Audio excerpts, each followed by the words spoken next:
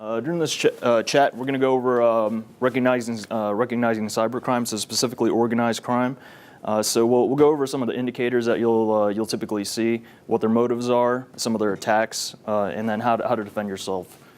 So, kind of jumping into our first two sections, we have the organized cybercrime primer. So, what is organized cybercrime?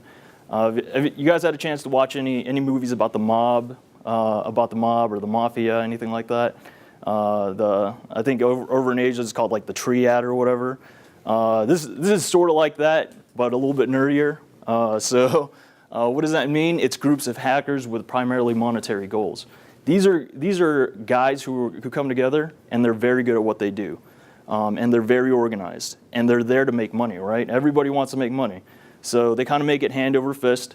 And then they spread it around their organization, and depending on their level of their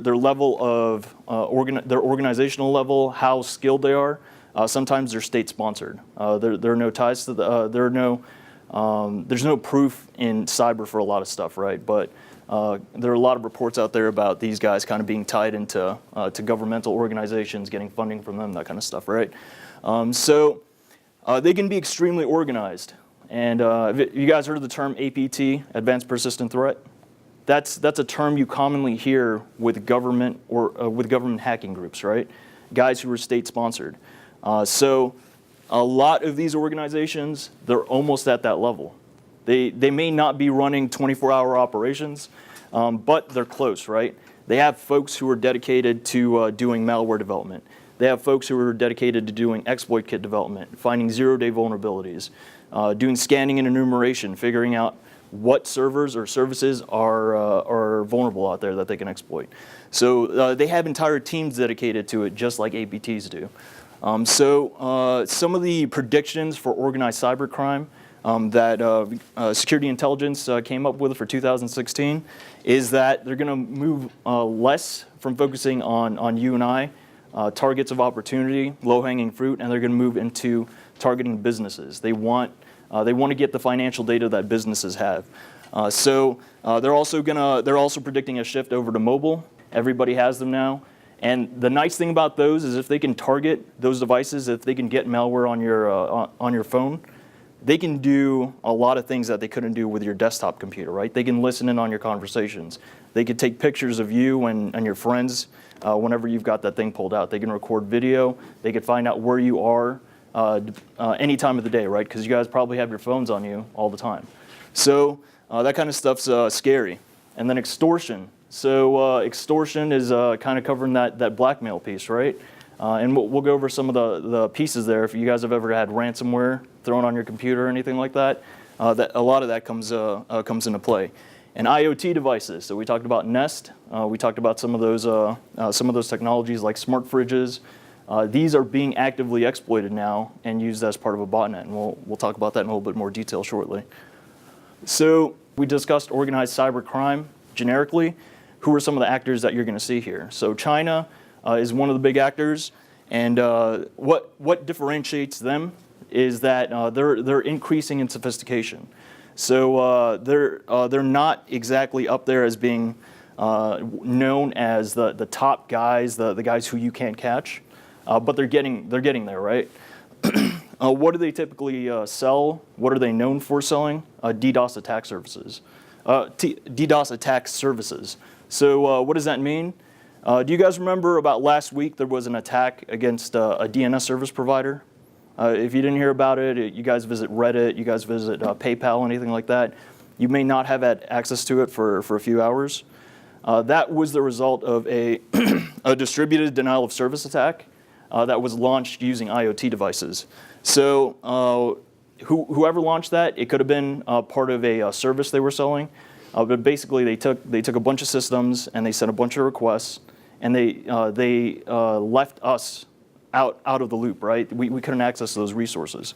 So those are attacks that China's known to sell. Russia, what are they known for? They're known for being very good, all right?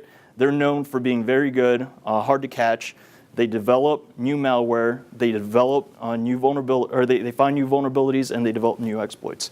So these are zero-day developer guys, and they sell that stuff all the time, right? They have a nice underground market where you can go in through Tor or something like that, and pretty much say, hey, you know what? I need an exploit developed for Microsoft Edge. And somebody will say, hey, I've got something for you. What version are you running? And then you could buy it that way, right? And what currency do you think they're using when they're trading in these underground markets? PayPal or anything? Yeah, Bitcoin, right? Yeah, they're not using something attributable. So, and another thing Russia is really well known for is exploitation as a service. So have you guys heard of infrastructure as a service, like Amazon AWS runs? Well, this is kind of like that, but a lot more malicious. So when you guys hear of somebody clicking on a hyperlink in a browser, them going through a bunch of redirections, and then all of a sudden they get a couple pop-ups on their computer and then they disappear, there's a good chance they've probably been exploited, right? So what Russia does is they specialize, or the Russian cybercrime groups, they specialize in selling those services, the back end for that. So somebody else sends this spear phishing attack, this email with a link.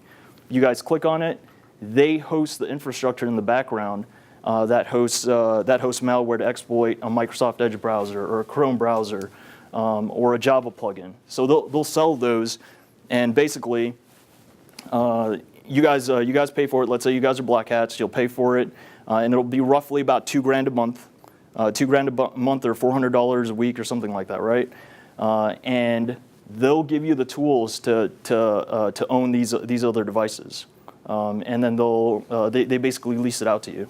So if you're trying to do stuff that doesn't get you caught, and it gets attributed to Russia, it's a good way to kind of give you a little bit of separation, right? You're not hosting your own infrastructure at home, where somebody visits your web browser and gets exploited that way, right? What's a well-known Russian group that you see? Have you guys heard of the Russian Business Network, RBN? So they've been running and active for a little bit over 10 years. So they have ties to the Russian mafia. How scary is that? All right. So there's a lot of work out there, a lot of published works on these guys, and they sell this kind of stuff all the time. All right. So that's how they're helping to fund the mafia over there. They're making a lot of money, So we'll go over some of the stuff that they're looking for. Eastern European countries are another big player in this field. And what are they developing? They're developing ransomware and other rats, right? When we say rats, we're talking about remote access Trojans. So when somebody exploits your system, how do they continue to communicate with your system? They have a rat, and that's just a back door in your system, right? So ransomware is something that they specialized in. They were one of the big revolutionaries in this field. If you guys have heard of CryptoLocker, that was around for a while, right? And those are pretty scary, because what they do now is they encrypt your system, and they encrypt every file on your system, and they use pretty much unbreakable crypto. They use AES. AES is a standard that NSA uses, that the DoD uses, right? So if the DoD is using it to protect top secret information, these guys are using it to encrypt your files once they infect your system, and then they're saying, hey, if you want your files unlocked, you got to pay $10, $20, and then we'll give you the passphrase to unlock it. So that's what they specialize in. Regardless of what country they originate from, what are some common themes that we see? They do have mature underground marketplaces. When I say underground, I'm talking about that you can access it through Tor, right? So you go through Tor, you access these underground marketplaces. It's something like a forum, whatever it is, and usually you don't know what the link is. You can't just Google underground marketplace, right? So you got to be usually it's invite only, that kind of stuff, and then and you can buy your tools that way. What do they sell there? They sell PII, personally identifiable information, your information.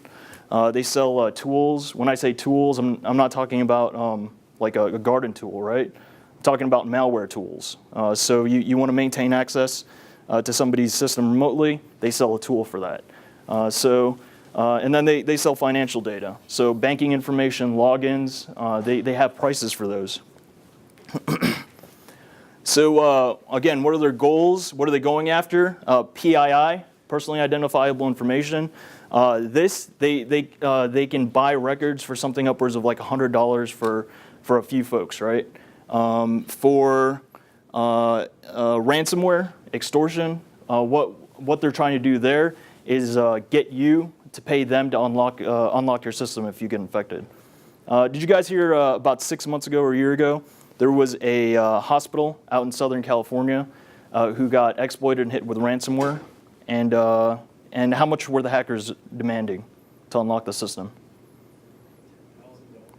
It was $1 million. Yeah, you know how much the hospital paid? Because they did pay. Paid like 20 grand or something, like 17 to 20 grand. The hackers were like, okay, we got something. So that's what they walked away with. So extortion's a big one, and they're generating money that way. They wouldn't be doing it if it doesn't work, right? They have a business model they're following, and it's generating them revenue. So extortion's one way, or one goal, and botnet growth. So earlier I mentioned that a lot of groups are selling exploitation as a service. The Russians are just really good at it. It's a mature product for them, right? What are we talking about with botnet growth? So last week I mentioned that there was an attack against DIN DNS that was using IoT devices. Now, they didn't use a lot of IoT devices. They used like 50,000, right? That's not a lot. They didn't generate a lot of traffic. It was something like 200 to 300 gigabits per second. That's not a lot. The largest attack that we've seen so far has been about, I think it was 600 gigabits per second to 1 terabit per second, right? So it wasn't a lot. It was just that they were directly attacking DNS, a DNS service provider. When these guys are trying to expand their botnet, what they're trying to do is, ideally, they'd want all of our systems to be infected with something like a bot or a backdoor or a rat or whatever to participate in this botnet. And on their queue, whenever they want to, they say, hey, you know what? Help us use your systems and help us participate in this attack, like they did last week on DIN DNS. Probably one of the most prominent ones that happened in the last half decade. You guys know Julian Assange, WikiLeaks founder. So when he was he went into asylum and everything, and he was getting ready to like publish documents like he always does, right? So he's getting ready to publish documents, and then folks were sending him money. Because he was about to be extradited over to, I think he lived in Sweden or something, and he needed a legal defense fund, right? So folks were contributing money to him. They were donating money. And what venue do you think they were using to donate money? PayPal, right? They were using PayPal, and they were contributing money that way. So what did PayPal eventually do? They said, we're not accepting donations for this guy. And Visa said the same thing, and MasterCard said the same thing. So what group do you think was not very happy with that? A hacking group. They usually wear masks and they have hoodies. Anonymous, right? So Anonymous was not very happy about that. So what did they do? They used their tool. It was called the Low Orbit Ion Cannon. And it's a tool that you could go out and voluntarily download to say that you're going to participate in this attack, right? And so they said, hey, if you got your LOI, go ahead and tune it to these configs, right? To these configurations. So people did it, and they participated in this DDoS attack that took down PayPal, MasterCard, Visa, and basically it was retaliatory, right? So that is a good example of a botnet too. And that's why these guys want to grow their botnet. Bots get taken down, and they just want to keep expanding it, right? So that's where you see the botnet growth as a goal. So, kind of jumping into the cybercrime attacks, how do these guys actually execute it? And we talked about who they are. We talked about what they want. How do they attain their goals? The first one, you guys have probably gotten this if you check your spam folder, your junk folder, right? Spear phishing, phishing or spear phishing. and that'll usually contain a link. Sometimes they're just looking for credential harvesting, right? So it'll be a spoof site, and we'll see an example of that later. Other times it'll contain a vague link. You click on the link, and their goal is to figure out what browser you're using, what operating system you're using, and exploit you that way, right? I know when I was running through red team operations, having users click on that link gave us a lot of insight into their network, because to attack a system, you need to know what it is, right? You need to know what kind of exploit to use, what kind of bot to put in there. You can't put an exe file in a Linux operating system, right? So this was very helpful, and then you'll usually see it automated, and that's where that exploitation as a service comes into play. Spear phishing is probably the scariest one. Phishing is generic. Spear phishing is scary because at that point, somebody knows you well enough to send you very targeted information. So over at one of my last companies, there was a financial analyst who was receiving very targeted information with their name in the documents and in the email saying, hey, click on this. And it had PDFs attached about SEC filings and things like that, right? At that point, you know that somebody else knows you. And they know enough to send you information. They know your job title. They know what you're interested in. And in another example, somebody running a red team operation, they found out. In this case, we'll talk about John Williams. He's the cybersecurity director. I don't know if you have children, John, but it's something that somebody would find out about you during the research phase. Then they'd send you an email, maybe from his hacked account, maybe from a lookalike account, to get you to click on a link. Now that's scary, right? When somebody knows you enough to send you information that actually makes you want to click on it. Exploit kits and exploitation as a service. So exploit kits are something that's actively developed by a lot of these organized crime groups. And basically what it is it's a package, a suite that they'll sell that includes the tools needed to exploit a browser, a Java plugin, Flash plugins, a Windows operating system, pretty much whatever operating system and apps you're running. The goal of this exploit kit is to take care of all of that take all of that into consideration and try to exploit whatever it can, right? Throw some malware on there, get a backdoor in there, and exploitation as a service. Again, that's just a leased service that they provide, running upwards of $2,000 a month. So what we have here is a Russian-developed exploit kit called the Black Hole, and you see the web interface for it, right? So Black Hole is out there. And previously, they released versions that were easy to pirate. All right. So believe it or not, it's hackers like to pirate each other's software, right? Just like if you've ever gone to like Kazaa or the Pirate Bay or anything like that, these guys like to not pay for software. So previous versions of Black Hole, you could not, or you could just download a pirated version. And of course, you ran the risk of having that pirated version having malware on it itself, right? So in the last few iterations, the developers also like to protect their own software assets. So what did they do? They started including DRM in there. So it has to be activated for every exploit. And it's really difficult to steal these now. All right, so that's a Black Hole exploit kit, and again, that's Russian developed. So ransomware. Here we've got an example of CryptoLocker. This is probably one of the most well-publicized ransomware types, and this, I believe, has been taken out of commission. The keys were published at some point, but there are a lot of iterations of this, right?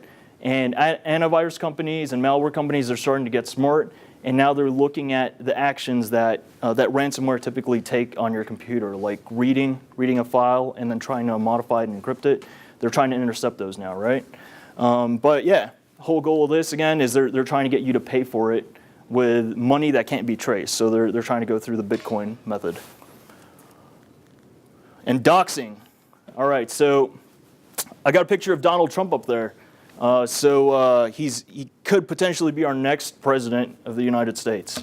All right, so What is doxing? Dox is short for documents. So the whole point of doxing is you want to find out a little bit more about somebody besides their name, right? You want to get to know them. You want to know what kind of legal records they have, where they lived. You want to either send them targeted emails like spear phishing attacks, or you want to harass them, right? So what did Donald Trump do? That's Senator Lindsey Graham's cell phone number up there. And if you guys remember, he held a media event and he said, hey, give this lady a call and let her know how you feel about everything, right? So he effectively doxed her. He put her private information out there, and that was her legit cell phone number. All right, so that's what doxing is. And when folks want to find out about you, you get curious. You want to check out the underground web. You want to connect up to Tor, look at some of the forums there. You will see people saying, "Hey, can I get a dox on so and so? They live in New York or whatever, right? And I'm willing to pay $20 for it or something like that." So it's not like it's hard. And then you'll see people responding and say, "Hey, I got all the info here. Go ahead and send me the bitcoins or whatever to this address." So it happens all the time. It's super easy to do. And if you're a good detective, a good online detective, you could probably find this information yourself, right? So how can you defend yourself and your system? We'll go over your own personal protections first.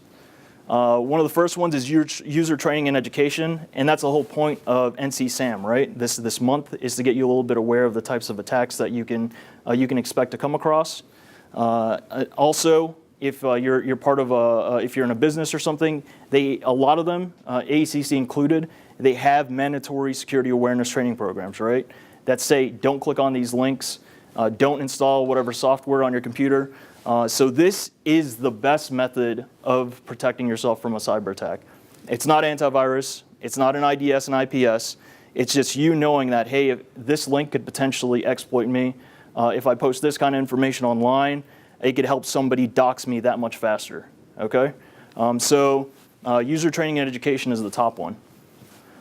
Hyperlink Awareness, and earlier I mentioned that when folks are trying to phish or put up a spoof site or something, you'll often see some discrepancies, and that's what we have up here. You kind of look at the top, that's not Facebook.com, right? And this type of attack was pretty prominent like 5 years ago. And it actually kind of spread into a Facebook type worm. And somebody would click on that link, they'd put their information in, a bot would harvest that, they'd log in as that person, change the password, and then on their wall they'd post another link and say, hey, check this out. Users would click on it, they'd get displayed this page, they'd put in their info, bot would harvest their credentials, and it was a nice big pattern, right? Eventually Facebook caught on, and you don't see this too often.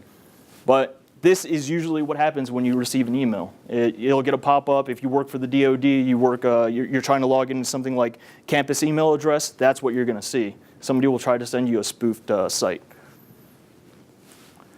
Data breach searches, what is this?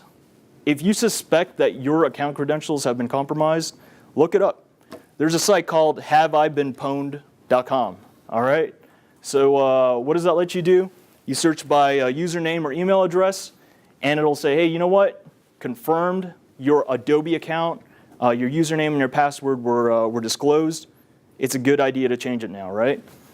So it'll look through these whatever breaches, whatever databases they were able to get a copy of, and they'll let you know.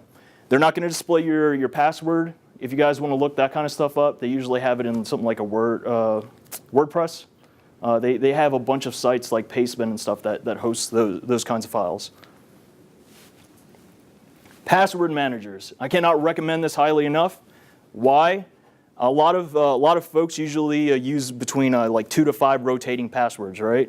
They'll use one for personal email accounts, then they'll use one for business accounts, then they'll use one for social media accounts, right? So they'll kind of layer it, and that's good practice, but it's not enough anymore. What password managers do is you have one master password, you have your email address, you have your account, and it generates a different password for every site that you go to. So if your Adobe account gets breached, can they use that password to log into your Gmail account? No, it's all different, right? And it also helps with keyloggers. If you have keyloggers installed on your system and you put in just this one password, will the keylogger have that? Yes, yes. But how do you circumvent that? That's where you get into multi-factor authentication, okay? So even if you have a keylogger installed on your system and it's stolen your password, you want to get MFA set up on your, pretty much on all your accounts that support it. So Google, for their accounts, they have something called Google two-step verification. LastPass has their own LastPass manager and authenticator. And basically what they do is you log in to some site, you put in your password, or LastPass puts your password in for you, and it verifies that. That's one authentication method. Then you get a pop-up on your phone, right? And it says, are you trying to log in here? And you either hit yes or no. So this is very good if you suspect your credentials have been compromised and somebody's trying to log in from someplace like China, right? So you can stop them that way. And credit monitoring. So even if you did everything right, that doesn't mean that you're safe, right? A lot of times your information is stored in a database. That database has been stolen, it's been breached, or somebody just took your info somehow, right? So credit monitoring is will let you know, hey, somebody opened an account in your name. So just kind of story time. Last year, I found out, I got an alert, and it said, hey, you owe, I think it was Verizon or Comcast, $750. And I was like, wait, what? I don't have a Comcast account. So it said it was 6 months overdue. And I was freaking out because I pay everything on time, right? So I was like, no way. So I looked this up, and sure enough, it said it had been opened back in, I think it was like 2013. Looked it up, got in contact with the police and everything, was able to get the matter resolved in 30 days. And it's still, I think it's still being investigated by Anne Arundel. But had I not known that, because of the credit monitoring, it would have popped up the next time I was applying for a credit card or a loan or something like that, right? So that's not stuff you want people doing with your records. And then you could put your files on lockdown after that, right? So, all right. So that was protecting yourself. How do you defend your system, your computer, your smartphone? The first one is antivirus. Now I have an asterisk next to this. Why? Antivirus is no longer a stop all for protecting your computer. All right, it isn't. Even McAfee and Symantec have said antivirus is no longer the solution. Reason being, these are good at catching stuff that's already been caught. All right, if somebody's targeting you, they're not going to use stuff that's old. They're going to use the newest stuff. And from a looking at this from a red team or a pen tester's perspective, it is very trivial to get known malware and to push it through a program, and now you have a new variant, or you have something that's not going to get caught by Norton or McAfee. So it takes like 5 seconds. So using antivirus is not a catch-all. You could think of it as a last defense, right? But it's still really good to have. Windows Defender it comes pretty much by default on new Windows operating systems. So if you don't have anything else, just have Windows Defender on, and it does a really good job. Operating system software updates, patches, and hotfixes.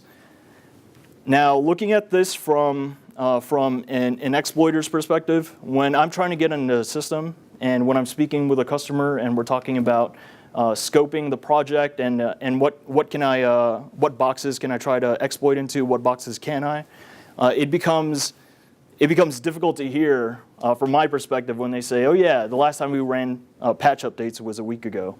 I'm like, no, that means I can't just go on exploit DB and find some new exploit for this, right?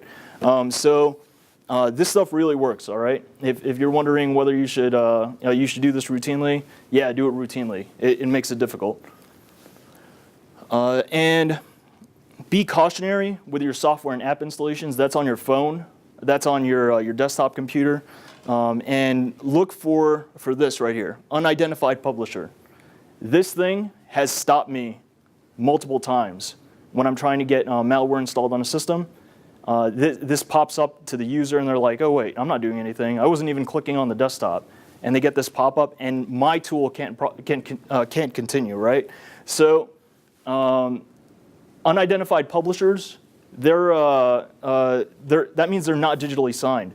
Microsoft and a lot of these other OS vendors, they went through a process where they're saying, hey, I'm going to vet that this publisher, like Adobe, they're Adobe, and I'm going to assign them a certificate.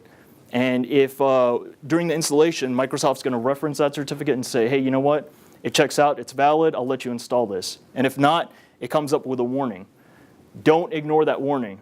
You're not going to get this warning if you've jailbroken your phone, if you've rooted your Android device, or if you've clicked on install untrusted publishers. Try to always stick with installations from the App Store or the Google Play Store or whatever it is, right? It's there for a reason. They have a very good security architecture, and I'm talking about both Apple and Android. And browser hardening. So browser hardening, let's say you couldn't help yourself, you clicked on a link, it was just too well written, right? This email was too well written. You think it really is from your grandma, and she needs your help, right? So browser hardening can stop a lot of malicious things from going on, from exploiting your browser. When an exploit kit is running on multiple servers and it's trying to install malware on your system, things like NoScript on Firefox, what they do is they stop interactive scripts from running. They're going to stop JavaScript, they're going to stop Java, they're going to stop things like Adobe from running, things that can be used to exploit your system. All right, so NoScript is one program I highly recommend for stopping a lot of the potential malware and enumeration scripts. All right, so that's it for our discussion. So just to kind of recap what we talked about, cybercrime groups are extremely organized. They're very well structured, they're mature, they're almost like startups, right? They have different teams, they have different folks with different specialties, and they're well paid. So they have numerous technical and social attacks at their disposal. We discussed spear phishing, we discussed exploit kits, botnets, but at the same time, you have numerous defenses available at your disposal. You can make sure to double check that link. You can Google that link before you click on it, right? And you can have all of those defenses installed, like Antivirus and NoScript running. And so just to kind of recap with the themes of NC SAM, before you install an app, before you click on a link, or you do anything internet related, just kind of stop. Think about whether that tweet that you're about to post is going to reveal any information about you that you may not want there later. Think about whether that software is going to potentially exploit your system. And once you think about it, go ahead and connect, all right?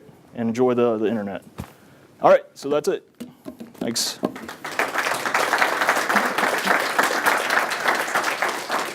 want to open it up for some Q&A.